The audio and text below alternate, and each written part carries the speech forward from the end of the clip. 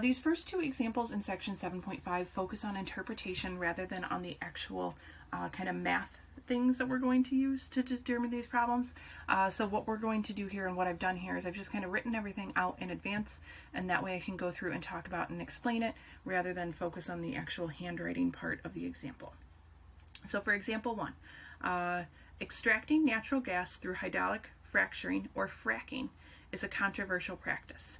Residents in 2 states with large natural gas deposits were polled to determine whether they favored or opposed fracking.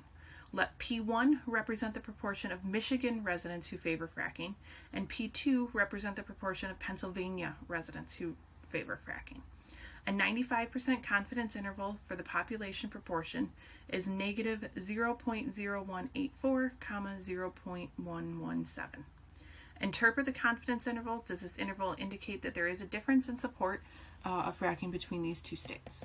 So the first thing I went ahead and did is just like other problems in previous sections, we start with the list of what we know and what we want to know. Right, so we were told specifically in this problem that P1 is our proportion of Michigan in favor. P2 was our proportion of Pennsylvania in favor. Our confidence level is 95%. Our confidence interval is negative 0.0184 to 0.0117. And what we want to know is 0 included in our interval? So interpret our confidence interval. The confidence interval includes 0. So if we go back to our table on the previous page, if our confidence interval contains zeros, the population proportions may be equal. Right? So we cannot rule out the possibility that the proportion of people in each state favoring fracking is the same. Right? So since 0 is included in the interval, we cannot rule out the possibility that the proportions are the same. Does this interval indicate that there is a difference in support between these 2 states? We conclude that there is no significant difference because 0 is in our interval. So our interpretation and does this show a difference in support? Basically the same question that's being asked. Is 0 included in this interval? And it is. So we can conclude that there is no significant difference.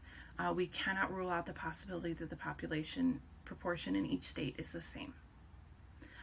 In our interpretation, it's also worth noting that the positive 0.117 means it's not implausible or unlikely for the percentage of Michigan residents to be 11.7% above Pennsylvania.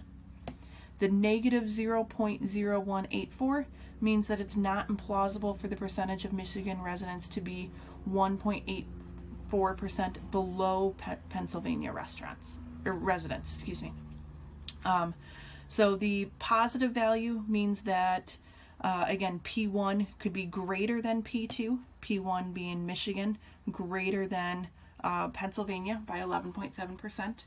And the negative value means that P1, Michigan, could be less than P2, which is Pennsylvania, and as much as 1.84% below the residents of Pennsylvania. So these types of interpretations, these types of questions are going to be some of the types of things that you're going to see in your homework as you start going through this section.